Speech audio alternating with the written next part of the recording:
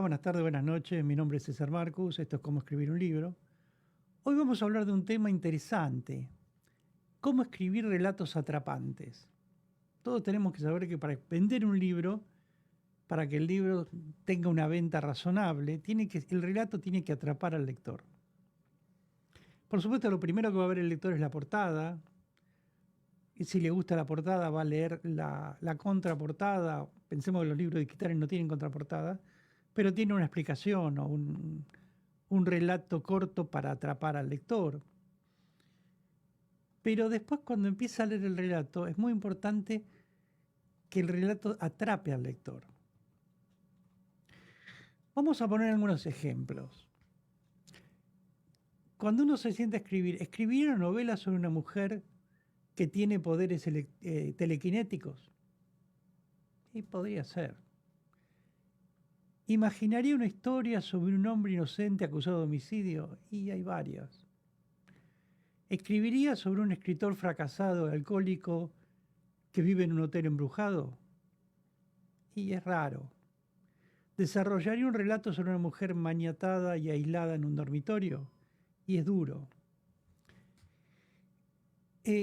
Pensemos que todo esto que acabo de decir ya está escrito. Lo escribió un señor llamado Stephen King. El primero es Carrier, el segundo es Milla Verde, el tercero es El Resplandor, el último es El Juego de Gerard. Son cuatro historias de las 50 novelas que escribió Stephen King. Stephen King escribió 50 novelas, más de 100 cuentos. Stephen King vendió 400 millones de ejemplares de todas sus novelas. Y como sabemos, muchas de ellas fueron filmadas, llegaron al cine. Carrier, El Resplandor, Cadena Perpetua, La Niebla. Escribe en un diario normalmente. Entonces, ¿qué es lo que aconseja Stephen King? Que todos los días nos sentemos a escribir al menos 2000 palabras. No quiere decir que las vayamos a publicar ni que sean parte de la historia, pero que tengamos como norma escribir 2000 palabras por día, un relato, una historia, lo que se nos venga a la cabeza, y guardarlas. Probablemente terminemos descartando la mitad.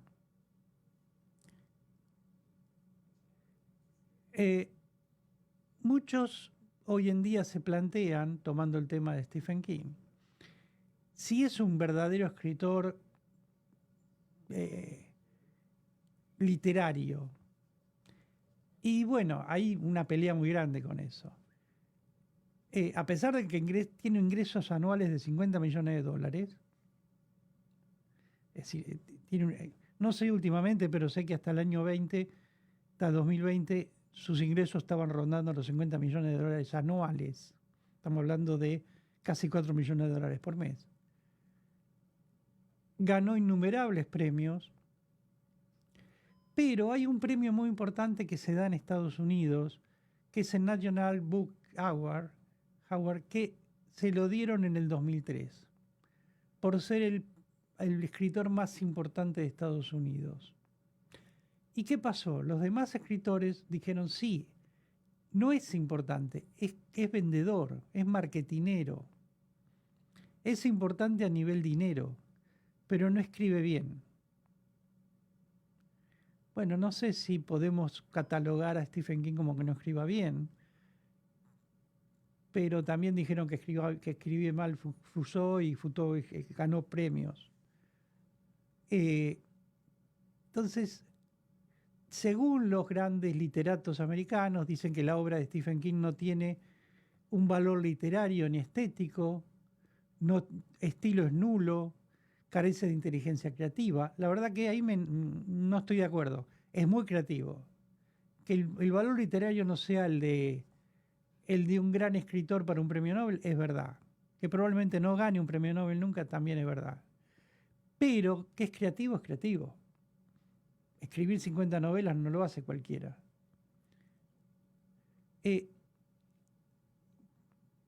¿Podemos decir que es un gran escritor? Sí. Él contestó, Stephen King es muy, muy irónico para contestar, y respondió diciendo, Mis libros son el equivalente a la hamburguesa Big Mac de McDonald's. Pero parece que a la gente le gusta comer fast food literario. Entonces, es verdad, los libros son los que más se venden. Por ahí un ganador de un premio Nobel no vende tantos libros. Tomemos el ejemplo García Márquez, en 100 años de soledad, fue el libro que más se vendió de García Márquez, 100 millones de ejemplares. Pero uno solo. No es que vendió 50 libros, 50 títulos. Entonces, ¿y es un gran escritor? Sí, por supuesto que es un gran escritor. Le dieron el premio Nobel, lo merecía, pero no es taquillero, como puede ser Stephen King. Entonces la pregunta es, ¿de dónde saca Stephen King sus ideas? ¿Cómo llega a escribir 50 novelas, 100 cuentos? En realidad Stephen King no tuvo una vida fácil.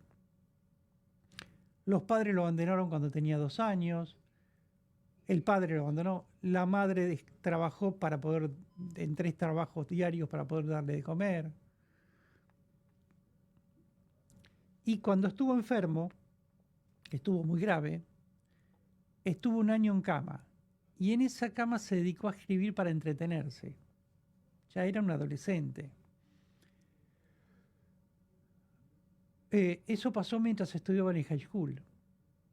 No fue a la universidad, no tiene un título universitario. Y cuando terminó el high school, empezó a trabajar en una lavandería.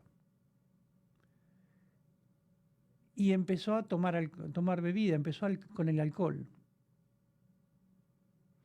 Entonces, acá vemos que cualquiera puede redimirse.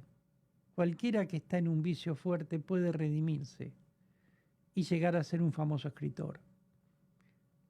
Quien lo salvó del alcohol y la adicción a las drogas, a la cocaína, fue su esposa. Incluso hoy el escritor sigue yendo a Alcohólicos Anónimos todas las semanas porque lo necesita. Lamentablemente el alcoholismo no es algo que se pueda curar definitivamente. Entonces él, como a pesar de todo su dinero, a pesar de su creatividad absoluta, necesita todas las semanas ir a Alcohólicos Anónimos para fortalecer su convicción. Pero fue su esposa quien lo sacó, gracias al amor, a la relación, al entendimiento, de esas adicciones, y él pudo volver a escribir. Según Stephen King, sus ideas, que parecen muy extrañas, surgen de sus miedos, de sus temores. Él combina temores con hechos cotidianos. El miedo a la oscuridad, los miedos a la tecnología, el miedo a los servicios secretos, el miedo a los gobiernos raros, en general miedo a todos los que desconoce. Por ejemplo, en El Talismán trata el tema de la destrucción de la naturaleza. En Christie es cuando la tecnología cobra vida, le tiene miedo a la tecnología. Apocalipsis nos muestra una epidemia devastadora, mucho antes del COVID. Entonces, ¿cuáles son sus miedos muy arraigados que los vuelve al papel? Entonces la pregunta es, ¿cómo hace Stephen King para cuando empezamos a leer un libro no podamos terminar hasta que no podemos dejar el libro hasta que no terminamos de leerlo? Hay 2 puntos fundamentales. Que realmente es un gran maestro de la manipulación del lector. Stephen King manipula al lector, para el bien, no para el mal, pero es una manipulación mediante los personajes y la narrativa. No es algo que él estudió ni nada, es algo natural que lo tiene y muchos escritores lo tienen, pero hay que saberlo hacer. ¿Se puede adquirir? Sí. Se puede adquirir leyendo libros de Stephen King desde una óptica no del lector común, sino de una óptica de un escritor. ¿Qué hace con cada parte? Es cuando vemos una serie, no verla como un espectador simple, sino si vemos una serie a través de lo que es un escritor, vamos a ir viendo cómo el guionista arma los personajes, le da fuerza, valor a uno y después a otro, los hace interactuar, el bueno, el malo o el parecido.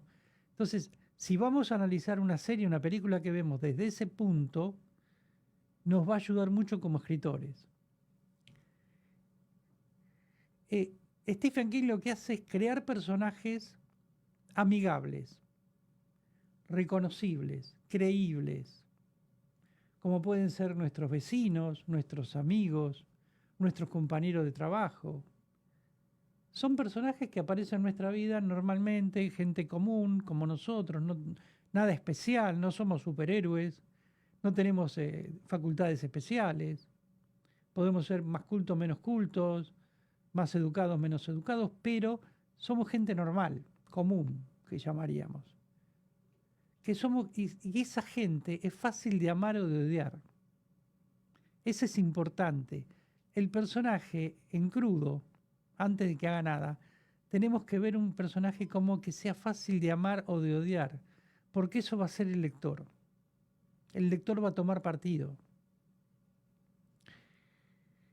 Son personajes que tienen las mismas preocupaciones cotidianas, dudas, igual que nosotros, comparten sensaciones agradables, como puede ser la diversión, la esperanza, el amor, la amistad, o desagradables como el terror, la tensión, la repulsión, el odio. Son personajes, vuelvo a repetir, comunes. Yo los llamo personajes ordinarios. No son ordinarios en el concepto de ordinarez como lo tenemos nosotros, sino ordinarios que son comunes.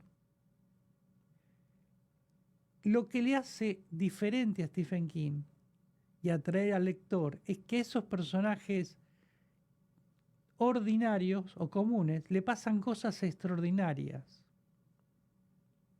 Entonces transforma el relato en algo hipnótico,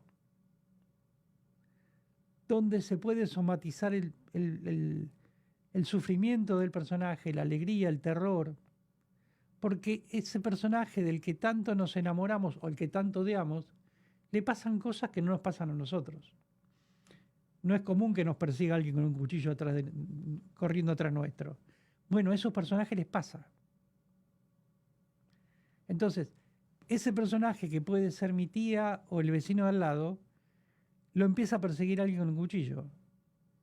Entonces, nos atrapa porque identificamos a ese personaje con alguien conocido.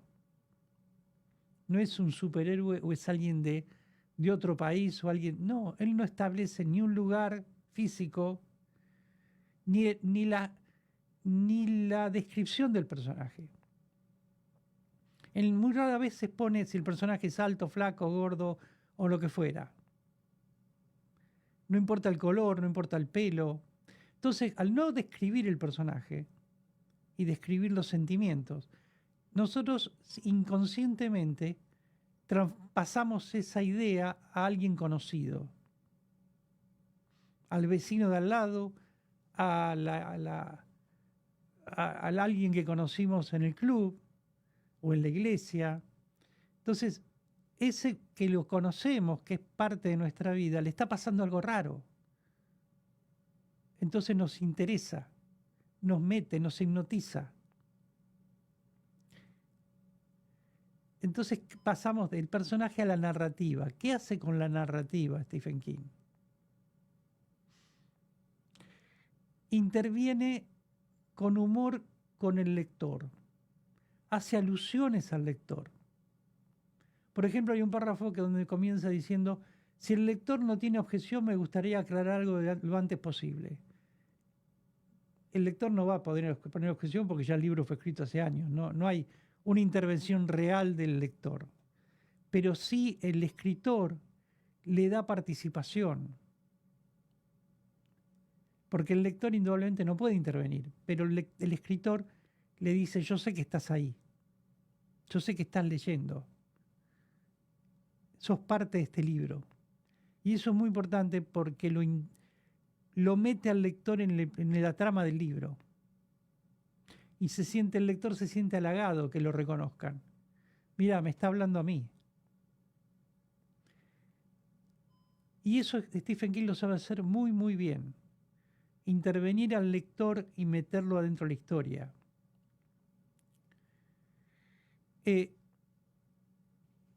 Otro aporte a la narrativa es la descripción real de la historia. sin describir exactamente más una historia imaginaria que una historia concreta. Describe escenas, no escenarios. Es decir, no pone a la Torre Eiffel en el medio del relato, pero pone un escenario que puede pasar en cualquier calle del mundo.